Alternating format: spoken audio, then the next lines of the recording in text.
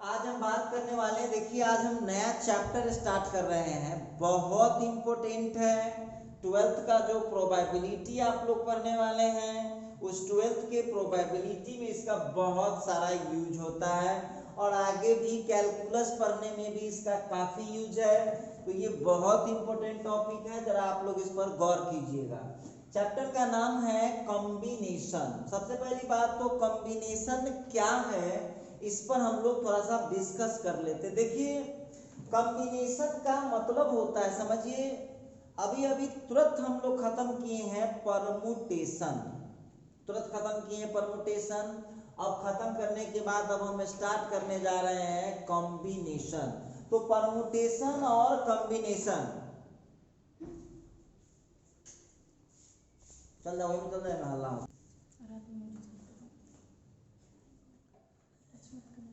अच्छा देखिएगा, तो सबसे पहली बात कि हम लोग बात करेंगे कॉम्बिनेशन पर। क्या होता है कॉम्बिनेशन और क्या होता है परमुटेशन, पहले समझिए। अब छोटी सी बात समझिए, आप कुछ कुछ वस्तु ले लीजिए, कुछ वस्तु ले लीजिए। मान लेते हैं कि हम 5 को पेन ले लिए, सीधी सीधी बात समझिएगा। 5 पेन ले लिए, 5 कंपनी का अलग अलग 5 पेन ले लिए। अब उसमें देखिएगा, उसको हम 2 तरीके से रख सकते हैं। अब जरा गौर कीजिएगा, हमारे हाथ में जो है आप देख लीजिएगा, ये 4-5 पेन है। जरा गौर कीजिएगा, हमारे हाथ में जो है, यहाँ गौर कीजिएगा, 5 पेन है। तो इसको रखने के 2 तरीके हो सकते हैं। गौर कीजिएगा, इसको रखने के 2 तरीके हो सकते हैं। एक तरीका क्या हो सकता है, इसको सजा सजा के रखे कि हरा वाला मार्कर फर्स्ट पोजीशन पर रहेगा, इसके बाद रेड वाला मार्कर सेकंड पोजीशन पर रहेगा, थर्ड वाला मार्कर ब्लू वाला मार्कर थर्ड पोजीशन पर रहेगा, ब्लैक वाला नया मार्कर 4th पोजीशन पर रहेगा, अब ब्लैक वाला पुराना मार्कर 5th पोजीशन पर रहेगा।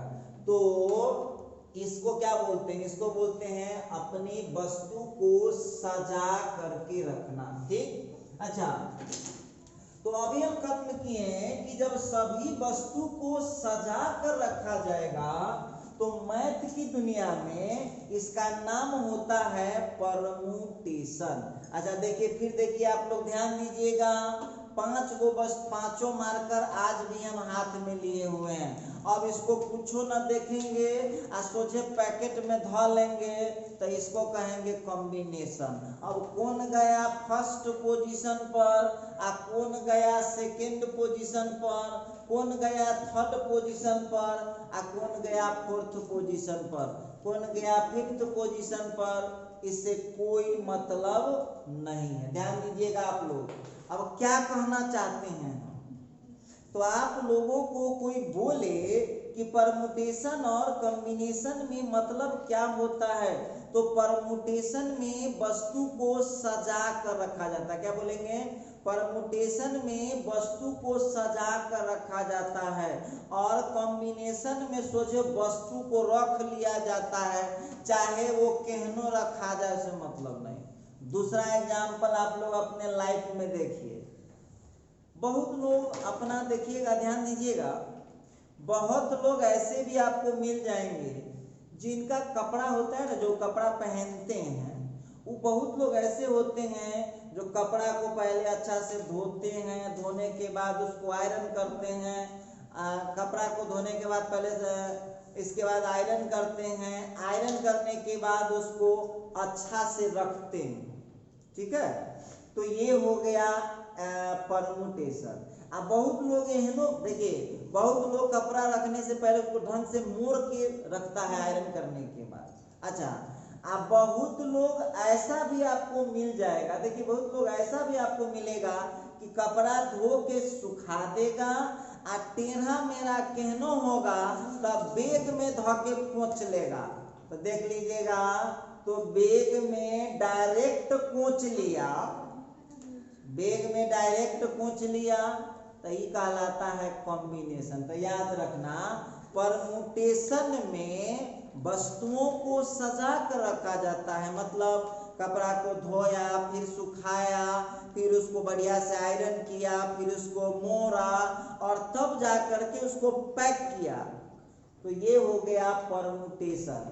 कॉम्बिनेशन क्या हुआ, कपड़ा के धो लिया, खूब बढ़िया से आयरन करके सुखा दिया और इसके बाद उसको मोड़ने की कोई जरूरत नहीं है, सीधे बैग में ले जाके या पेटी में ले जाके खोच दिया, तो इसको बोलते हैं कॉम्बिनेशन। चलिए एक एग्जांपल समझ गए होइएगा। दूसरा एग्जांपल, आप लोगों में से बहुत विद्यार्थी ऐसा भी है जो रूम लेकर के अकेले रहता है या घर पर भी उसको अकेला रूम मिला होगा, तो जाइएगा तो बहुत विद्यार्थी के रूम में देखिएगा तकिया किधर, जूता किधर, मोजा किधर, बेल्ट किधर, चप्पल किधर, बुक किधर, कॉपी किधर, कहीं कहीं फेंका हुआ मिलेगा। तो ये हो गया आपको कॉम्बिनेशन। ठीक, अच्छा, अब बहुत ऐसे भी स्टूडेंट होते हैं जिनके रूम में जाइएगा तो सब वस्तु, बुक को एक जगह सजा के रखा होता है, कपड़ा कहाँ रखाएगा, चप्पल कहाँ रखाएगा, जूता कहाँ रखाएगा। तो जो लोग अपने वस्तुओं को, अपने थिंग्स को अरेंज करके रखते हैं, सजा करके रखते हैं, वो हो गया परमुटेशन। और जो लोग अपनी वस्तुओं को सजा कर नहीं रखते हैं, किसी तरह रख लेते हैं, तो उसको बोलते हैं कॉम्बिनेशन। समझ में आ गया होगा। चलिए, अब इतना लंबा बात नहीं याद रखना है, शॉर्टकट में कोई पूछे कि बउआ शॉर्टकट में कहिए, तो परमुटेशन का मतलब होता है सजा देना, और कॉम्बिनेशन का मतलब है एक जगह इकट्ठा कर देना। कॉम्बिनेशन का मतलब हुआ एक जगह इकट्ठा कर देना, और परमुटेशन का मतलब होता है सजा करके रखना। तो चलिए अब जरा इसका डेफिनेशन आप लोग लिख लीजिए, इंग्लिश से बड़ा डराते हैं, वही बात है। लिखता है when are things taken, when are things taken at a time, when are things taken at a time from young things, when are things taken at a time from young things without order, without order, to make the group, to make the group or selection, to make the group or selection. When are things taken at a time from young things without order to make the group or selection, comma देकर लिखिएगा, then it is called combination, then it is called combination, then it is called combination। अच्छा चलिए जरा इसकी definition पर हम लोग ध्यान देते हैं। तो डेफिनेशन देख लिए हम लोग, आइए लिखिएगा नीचे, it is denoted as, it is denoted as, ये है एनसीआर। देखिए तो पहचानना इसको बहुत आसान है। एनसीआर में आपको ध्यान रखना है कि एन का वैल्यू जो होता है वो हमेशा आर के वैल्यू से या तो बड़ा होता है या तो, कॉमन सेंस लगाइए, इसी एन में से आर चुनिएगा तो बड़ा कौन होगा, एन ना बड़ा होगा। बाबूजी की प्रॉपर्टी में से बेटा को मिलेगा तो बेटा की प्रॉपर्टी बाबूजी की प्रॉपर्टी से या तो कम होगा या तो बराबर होगा। तो एन में से ही आर को लेना है, न कि आर में से एन को लेना है। तो एन में से जब आर को लीजिएगा तो एन का जो वैल्यू होगा वो आर के वैल्यू से या तो छोटा होगा, सॉरी या तो बड़ा होगा या बड़ा होगा। तो अब चलिए जरा इसके डिफिनीशन को हम लोग देखते हैं, क्या कहना चाहता है डिफिनीशन। सबसे पहले तो इसमें हार्ड वर्ड देख लीजिए, कौन कौन आपको हार्ड वर्ड लग रहा है। तो हम देख रहे हैं कि इसमें कोई खास हार्ड वर्ड है नहीं। थिंग्स मतलब होता है वस्तु, टेकन मतलब लिया जाता है, ए टाइम एक समय में, फिर ठीक है। मेक मतलब बनाने के लिए, ग्रुप या सिलेक्शन। आइए, तो इसको बोलते हैं कॉम्बिनेशन। कॉम्बिनेशन को हिंदी में संचय बोलते हैं। देखिए ये जो हम घेरते हैं ना वर्ड, इस आपको कि भाई थोड़ा हार्ड वर्ड है, रहता कुछ नहीं, बस ध्यान से समझिए, सब समझ में आएगा। इंग्लिश हिंदी कुछ नहीं होता है मैथ में। व्हेन माने जब, आर थिंग्स आर वस्तु, टेकन लिए जाते हैं, एट ए टाइम एक समय में। लिखता है व्हेन जब, आर थिंग्स आर वस्तु, टेकन लिए जाते हैं, एट ए टाइम एक समय में, फ्रॉम यन थिंग्स इन वस्तु में से। जरा गौर कीजिएगा, लिखता है व्हेन जब, आर थिंग्स टेकन, आर वस्तु लिए जाते हैं, एट ए टाइम एक समय में, फ्रॉम यन थिंग्स इन वस्तु में से। लिखता है कि जब इन वस्तु में से आर वस्तु एक समय में निकाले जाते हैं विदाउट ऑर्डर। देखो ये बड़ी इंपॉर्टेंट वर्ड है, बड़ी इंपॉर्टेंट वर्ड है इसके लिए, विदाउट ऑर्डर। आप जो परमुटेशन पढ़ रहे थे, परमुटेशन, उस परमुटेशन में हम यहाँ लिखे होंगे, डेफिनेशन में देख लीजिएगा, विथ ऑर्डर। और अभी अभी आपको हम 2-3 एग्जाम्पल दिए थे कि परमुटेशन में वस्तु को कैसे रखना पड़ता है, सजा के रखना पड़ता है। आ कॉम्बिनेशन में सीधे बोरा में कस दीजिए, सजाने की कोई जरूरत नहीं। तो याद रखना, अपना देहाती भाषा में सामान को सजाना हो गया परमुटेशन, आ सोझा बोरा में ठूसना कौन चीज हो जाएगा, कॉम्बिनेशन। तो यहाँ लिखता है कि जब आर थिंग्स आर वस्तु टेकन लिए जाते हैं, एट ए टाइम एक समय में, फ्रॉम यन थिंग्स इन वस्तु में से, विदाउट ऑर्डर बिना किसी क्रम के। जरा गौर कीजिएगा, लिखता है व्हेन जब आर थिंग्स आर वस्तु टेकन लिए जाते हैं, एट ए टाइम एक समय में, फ्रॉम यन थिंग्स इन वस्तु में से, विदाउट ऑर्डर बिना किसी क्रम के। तो कॉम्बिनेशन में क्रम का जरूरत क्यों नहीं है, सजाना रहता तो ना क्रम कि भाई पहला पर रहेगा दूसरा पर रहेगा। कॉम्बिनेशन में तो सोचे बोरा में कसना है, तो क्रम की जरूरत ही नहीं है। Without order to make the group. तो याद रखिएगा, कोई बोलेगा आपसे कि परमुटेशन में क्या बनता है, तो परमुटेशन में बनता है सजावट।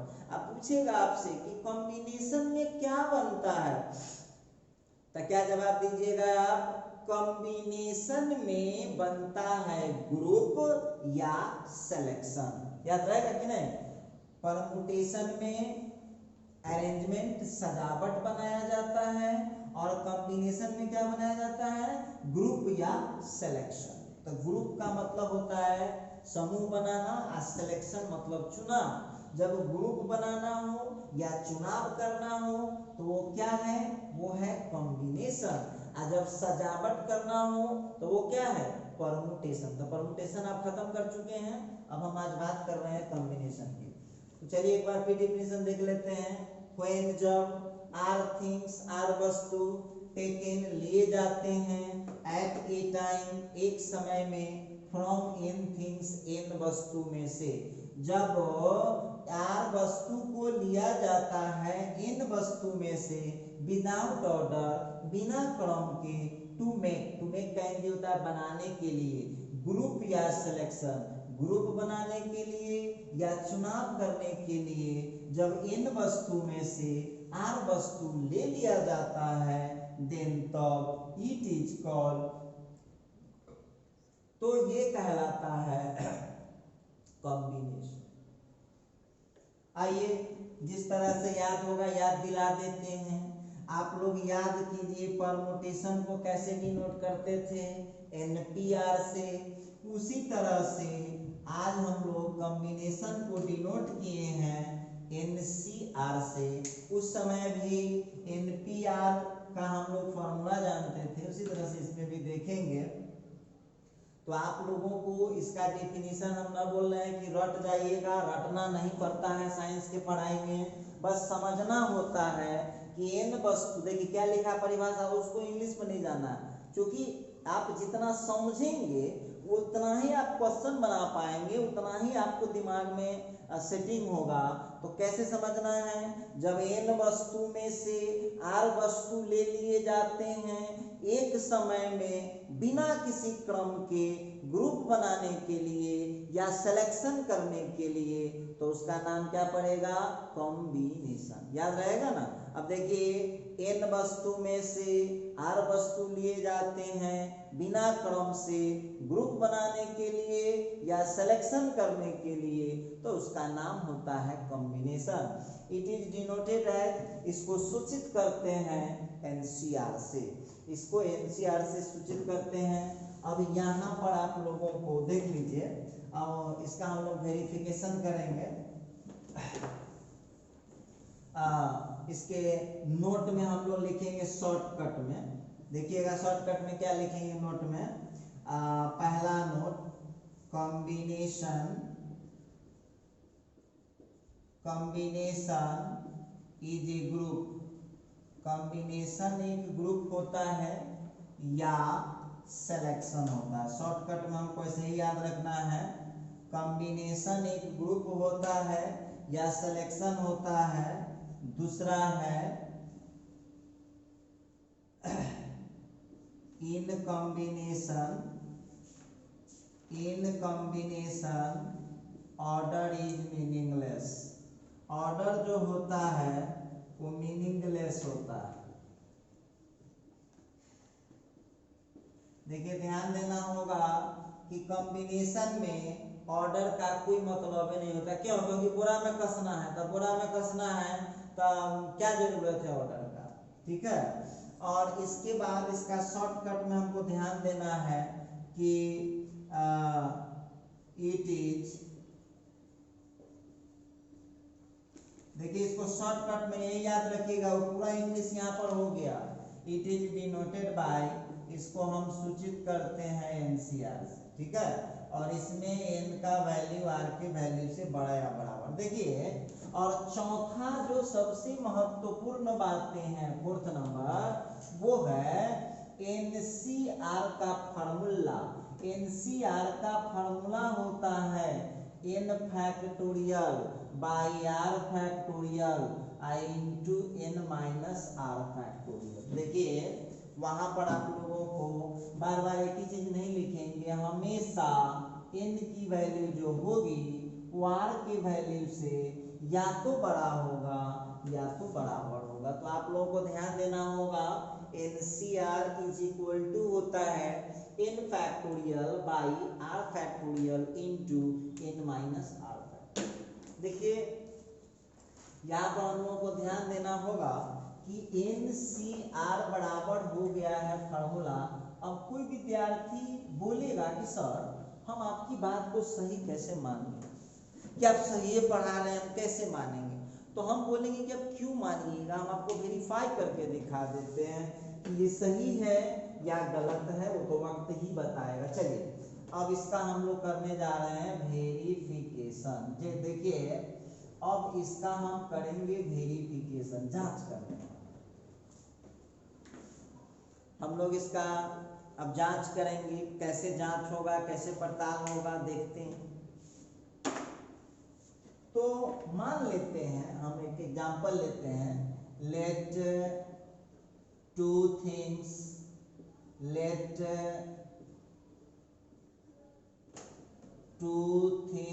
Are taken, let two things are taken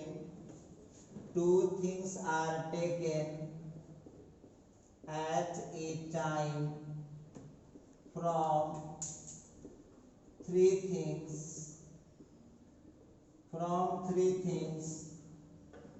without order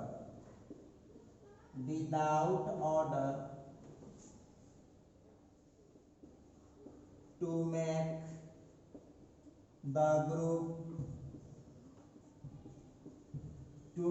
the group or selection।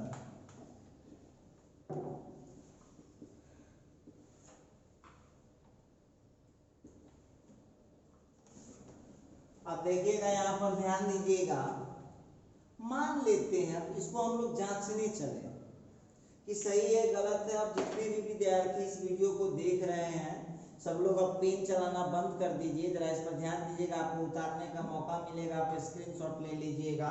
देखिए क्या बोलता है, जरा समझे हम लोग। बोलता है लेट, माना कि टू थिंग्स आर टेकन, दो वस्तु लिया जाता है एट ए टाइम, एक समय में, फ्रॉम थ्री थिंग्स, तीन वस्तु में से, विदाउट ऑर्डर, बिना किसी क्रम के, टू मेक द ग्रुप और सर्विस। ध्यान दीजिएगा क्या लिखा, टू थिंग्स आर टेकन, दो वस्तु लिए जाते हैं। सब लोग यहाँ पर एकदम कंसंट्रेट रहिएगा।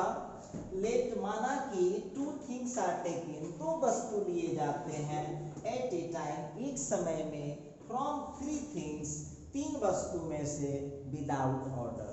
तो आप बहुत विद्यार्थी कहा कि सर हम सब इंग्लिश रटेंगे। अरे भाई देखो रट रहा है तो तू समझ लो तू बोतल विद्यार्थी है, बोतल प्रसाद। साइंस में रटा जाता है, रटने से कथी आ जाएगा, समझना पड़ता। तो क्या कह रहा है क्वेश्चन कि तीन वस्तु में से हमको एक समय में कितना वस्तु लेना है, दो वस्तु लेना है, और वो भी क्रम से नहीं लेना है। तो चलिए अब आप लोग यहाँ पर एकदम नजरें जमाए रखिएगा।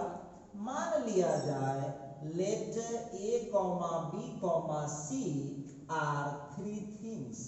मान लेते हैं कि A comma B comma C तीन वस्तु, ठीक है। तो अब देख लीजिएगा एक बार में आपको लेना कै गो है, इसको जरा गौर कीजिएगा। कै गो लेना है आपको, तो एक बार में दो गो लेना है। अब यहाँ पर गौर कीजिएगा, एक बार में दो गो लेना है।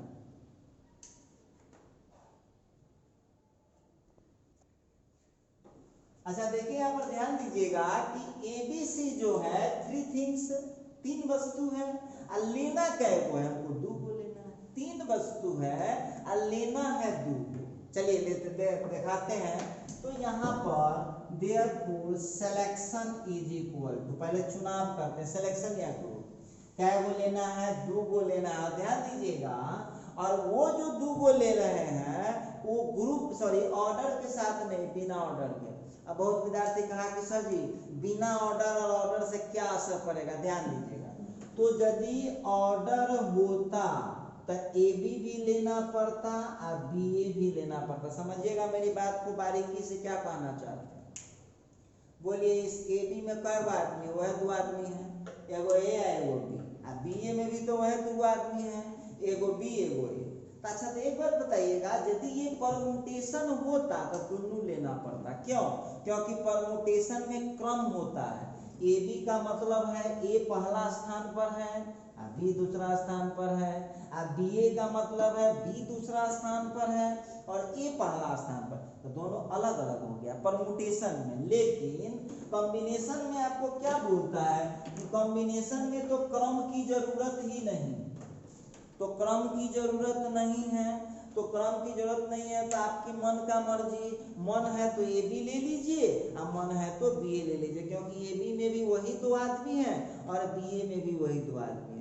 तो कॉम्बिनेशन में चूंकि ऑर्डर नहीं है तो आप लोगों को इस दोनों में से कोई एक ही लेना पड़ेगा, और यदि दोनों ले लिए तो गलत हो गया। कोई बच्चा पूछेगा कि सर गलत कैसे हो गया, तो गलत नहीं हो गया, क्रम रहा था तब ना ए बी बी ए में अंतर है, दोनों तो एक ही चीज ना है। जब ऑर्डर नहीं है तो ए बी और बी ए में कोई अंतर नहीं है, और जब ऑर्डर होगा परमुटेशन में तो अंतर है, ए पहला बी दूसरा, बी दूसरा ए पहला। लेकिन यहाँ तो ऑर्डर है नहीं, तो ऑर्डर है नहीं तो ए बी। अच्छा चलिए ठीक है, अच्छी बात है।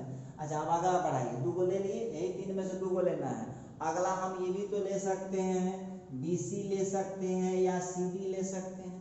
तो क्या कॉम्बिनेशन में दोनों लेना पड़ेगा? नहीं, पर कॉम्बिनेशन में एक ही लेना होगा, दोनों में से कोई एक। लेकिन जब वो परमुटेशन होता तो दोनों लेना पड़ता, क्योंकि यहाँ ऑर्डर का अंतर हो जाता है। आ गया होगा समझ में? अच्छा तो चलिए ये बी सी हो गया, बी सी या सी डी कोई ले लीजिए। उसी तरह से आप ए सी या सी ए, गौर कीजिएगा, ए सी या सी ए दोनों में से कोई एक ले सकते हैं।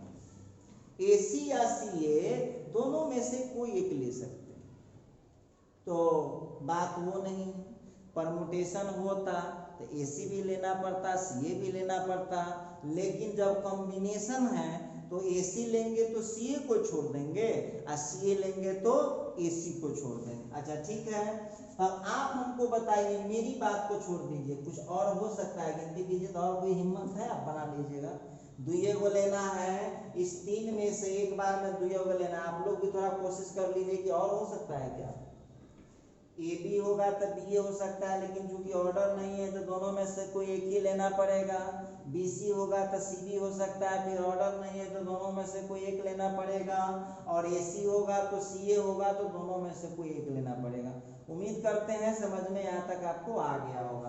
तो अब एक बात हमको बताइएगा, तो नंबर ऑफ सिलेक्शन, गिनती कीजिए, बच्चे हैं गिन सकते हैं कि ना, क्या वो निकला है, नंबर ऑफ सिलेक्शन कहिए या नंबर ऑफ कॉम्बिनेशन कहिए, क्या वो निकल चुका है आंसर बताइए आप ही। तो ये 3 वो निकल। अच्छा एक बात हमको बताइए, क्या हमने उस फार्मूला का यूज किया है, हमने उस फार्मूला का यूज किया है ना, हमने इसके कॉन्सेप्ट से निकाला है और 3 आंसर आया है। और यदि इस फार्मूला से भी हम निकाले और 3 ही आंसर आए तो सही मानिएगा कि गलत मानिएगा, सो बात बताइएगा। यदि हम फार्मूला से निकालें और आपको 3 ही आंसर आएगा तो आप उसको सही मानिएगा या गलत मानिएगा। अच्छा ठीक है, जरा गौर कीजिएगा। तो यहाँ पर हम बात करने वाले हैं, ध्यान देने वाली बात होगी। अब हम लोग लेंगे सेकंड मेथड। सेकंड मेथड देख लीजिएगा, फार्मूला से लगाइए, फार्मूला से। तो कै वस्तु में से कै गो ले रहे हैं, 3 गो में से 2 गो लेना है एक बार में, तो कितना हो जाएगा, नंबर ऑफ कॉम्बिनेशन। तो फार्मूला तो एक ही गो होता है, फार्मूला कभी चेंज नहीं करता है। तो इसका जो है आपको फार्मूला तो एक ही गो है, NCR। अच्छा NCR का formula n factorial by r factorial into, formula याद करना पड़ेगा, ठीक। अब n का मान कितना है, तो कितना है n का मान 3 है, r का मान कितना है 2 है, फिट कीजिए उसमें। तो n की जगह पर 3 धर दिए, r की जगह पर 2 डाल दिए, ये लीजिए। और याद है ना परमुटेशन में आप फैक्टोरियल पढ़ के आए हैं, फैक्टोरियल का कॉन्सेप्ट लगाइए। अब 3 फैक्टोरियल बाई 2 फैक्टोरियल, 3 में से 2 घट गया तो 1 फैक्टोरियल, ठीक। 3 फैक्टोरियल का 3 फैक्टोरियल का 6 होता है, और 2 फैक्टोरियल का 2 होता है, और 1 फैक्टोरियल का 1 होता है। 2 से इसको काट दीजिए तो कितना आंसर आ गया, सो आप ही बताइए। आ गया, दिखाई दे रहा होगा आपको। तो इसका मतलब है दोनों मेथड से देखिए, जब हम इसके डिफिनीशन पर निकाले फिर भी 3 ही आंसर आया है, फार्मूला पर निकाले फिर भी 3 ही आंसर आया है, तो हम कह सकते हैं कि वो जो फार्मूला लिखा हुआ है सही है कि गलत है। यदि 3 आंसर नहीं आता तो क्या मानते, गलत मानते। लेकिन जब दोनों से सेम आंसर आ रहा है तो आप सही मानिएगा कि गलत मानिएगा। तो इस तरह से अब आप लोगों में से जो विद्यार्थी रुके हुए थे, इसका आप लोग स्क्रीनशॉट कर लीजिए। तो चलिए जरा हम लोग यहाँ पर ध्यान देते हैं कि अब बहुत विद्यार्थी ऐसे भी हैं जो कहेगा कि सर जी 23 को लेक्चर हो गया, आप पहले के लेक्चर में पढ़ाए थे फैक्टोरियल, जो सर हम भूल गए हैं, जो थोड़ा याद करा दीजिए। चलिए तो याद करा देते हैं, ध्यान दीजिएगा, घर पर ऐसे इसको लिखना नहीं है, समझ लीजिए। वो 0 फैक्टोरियल का 1 होता है बोले थे, और इसको प्रूव भी किए थे, ये एक्सेप्शन है। अब भोला बाबा वाला कहानी इसी में कहे थे कि भोला बाबा अपने लिए तो लल थे और जगत्तर के लिए दानी थे, आपको समझाए थे इसकी कहानी को, ठीक है। तो 0 फैक्टोरियल का 1 होता है और 1 फैक्टोरियल का भी 1 होता है, ठीक है। और याद होगा आप लोगों को कि परमुटेशन हो या कॉम्बिनेशन हो या फैक्टोरियल हो, इसकी पढ़ाई केवल नेचुरल नंबर के लिए किया जाता है, ठीक है। अब मान लीजिए कि 2 फैक्टोरियल का वैल्यू आपसे पूछता है, तो सीधा समझ लीजिए कि 1 से लेकर के 2 तक गुना करना है। और कई कहानी बोले थे कि किसी को छोड़ना नहीं है, और इसके लिए कहानी आपको बताए थे एक भी बच्चा छूटा तो सुरक्षा चक्र टूटा। हम बात किए थे इस पर। चलिए, तो ये हो गया 2। उसी तरह से मान लीजिए कि आपको बोलेगा 3 फैक्टोरियल निकालिए, तो 3 फैक्टोरियल का होता है तो कैसे निकालिएगा आप ही बताइए। तो 1 इंटू 2 इंटू 3 कर देंगे। अच्छा, ऐसे ही आपको रिवाइज करा रहे हैं, इसको नोट नहीं करना है। अब आपको बोलेगा कि नहीं आप 4 फैक्टोरियल निकालिए, तो आप तो खुद बहुत ही समझदार, हम क्या बोले, निकाल सकते हैं। ठीक है, तो इस तरह से आप इसको कर पाएंगे। चलिए थोड़ा सा हम आगे बढ़ाते हैं टॉपिक को। ये हम बता रहे थे आप लोगों को कॉम्बिनेशन की कुछ बेसिक बातें। आप लोगों को केवल ये फार्मूला याद करना है। हम जो प्रूफ किए हैं इस प्रूफ पर आपको नहीं जाना है। ठीक है, फार्मूला केवल याद कर लीजिएगा। अच्छा, इसको कैसे याद कीजिएगा, NCR का formula n factorial by r factorial into n minus r। तो ये याद कर गए तो आप साइंस के बढ़िया विद्यार्थी नहीं हैं। अब कहेगा सर जी तो हम क्या समझेंगे, तो उसको याद करना पड़ेगा ऊपर वाले का फैक्टोरियल बट्टा नीचे वाले का फैक्टोरियल इंटू ऊपर वाला माइनस नीचे वाले का फैक्टोरियल। तो ये हुआ चालाक स्टूडेंट, वो जल्दी भूलेगा भी नहीं। आज यही फार्मूला खाली रट जाएगा, n factorial by r factorial into n minus r factorial, वो 2-4 दिन के बाद भूला जाता है। तो आपको इसको कैसे समझना है भाई, कॉम्बिनेशन देखिए, परमुटेशन में क्या था, ऊपर वाले का फैक्टोरियल बट्टा ऊपर वाला माइनस नीचे वाले का फैक्टोरियल। उसी तरह से कॉम्बिनेशन का फॉर्मूला हमको याद रखना है, ऊपर वाले का फैक्टोरियल बट्टा नीचे वाले का फैक्टोरियल इनटू ऊपर वाला माइनस नीचे वाले का फैक्टोरियल। ऐसे याद रहेगा, कभी नहीं भूलिएगा। हम आगे निकाल के भी दिखाएंगे, आप पेशेंस रखिए आप। चलिए, अब आज हम बात करेंगे कि कुछ क्वेश्चन उठाते हैं कि अब आप लोगों को इस पर देगा एग्जाम्पल बनाने के लिए कोई भी आदमी कि ठीक है भाई आप जरा हमको ये सब निकाल करके बताइए। क्वेश्चन लिख देगा इवैल्यूएट 10C3 लीजिए। अब क्वेश्चन आपको लिख देगा कि 10C3 का वैल्यू बताइए क्या होगा। तो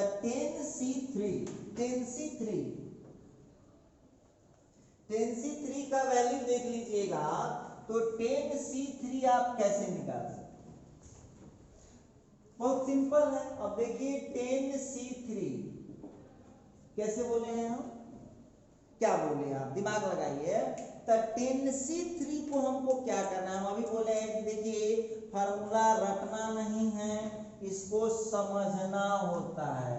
ऊपर वाले का फैक्टोरियल, ऊपर वाला कौन था, तो 10 था, बट्टा नीचे वाले का फैक्टोरियल, तो 3 का फैक्टोरियल इनटू ऊपर वाला माइनस नीचे वाला। तो बच्चा है 10 में से 3 घटाएगा तो मालूम नहीं चलेगा कितना हो जाएगा। से फार्मूला हम लोग इसको कैसे समझेंगे, ऊपर वाले का फैक्टोरियल बटा नीचे वाले का फैक्टोरियल इनटू में ऊपर वाला में से नीचे वाले को घटा लेना है।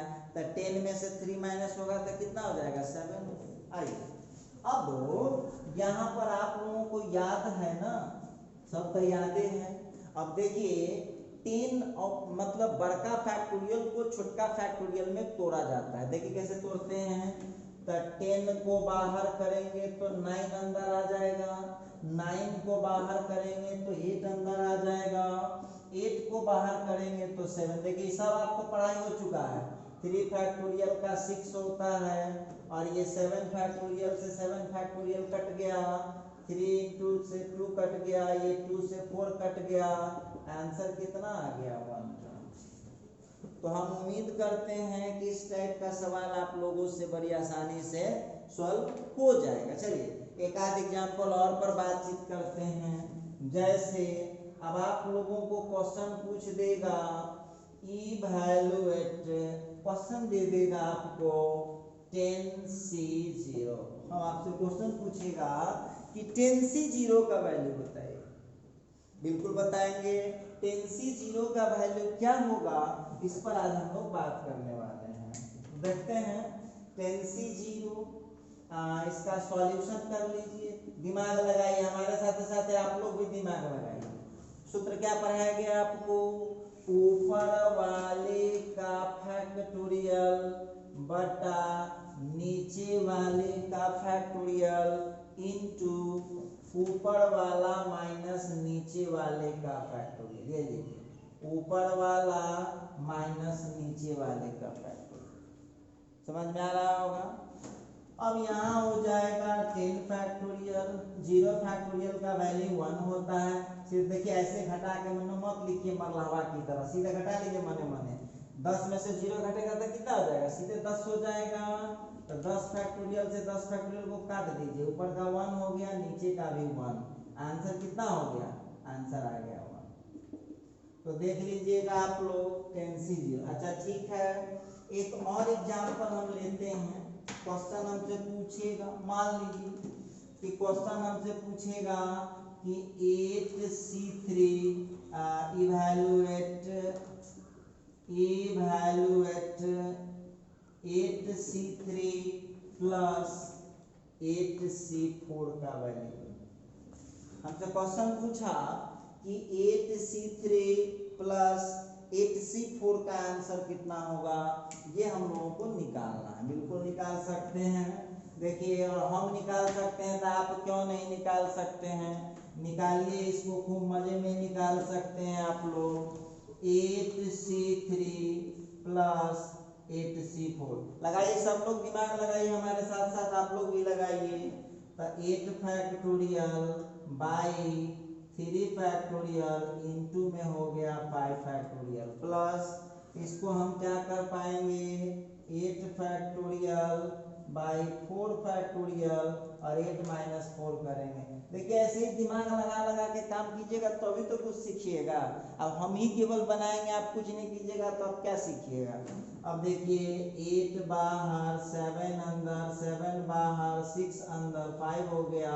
3 फैक्टोरियल का 6 होता है और ये हो गया 5 फैक्टोरियल। ठीक है, फिर यहाँ 8 फैक्टोरियल 4 फैक्टोरियल का 24 होता है। अब 8 को क्या कीजिएगा? 8 इंटू 7 इंटू 6 इंटू 5, ये सब हम नहीं बताएंगे, सब पढ़ा चुके हैं आप लोगों को। हाँ, तो इस तरह से जो है आप 4 फैक्टोरियल से यहाँ का 4 फैक्टोरियल कट गया। अब जो आ जाए कट करके आंसर अपना लिख लीजिए। कितना आंसर आ गया? ये 56 हो जाएगा। इसके बाद उधर आप उसको गुना कर लीजिएगा।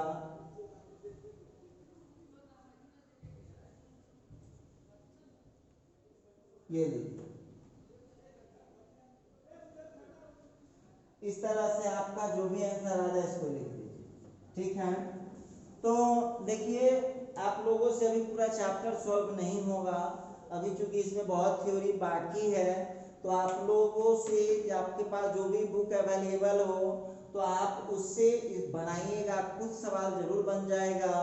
आज के वीडियो में बस इतना ही। अब हमारी आपकी जो मुलाकात होगी वो अगले वीडियो में होगी।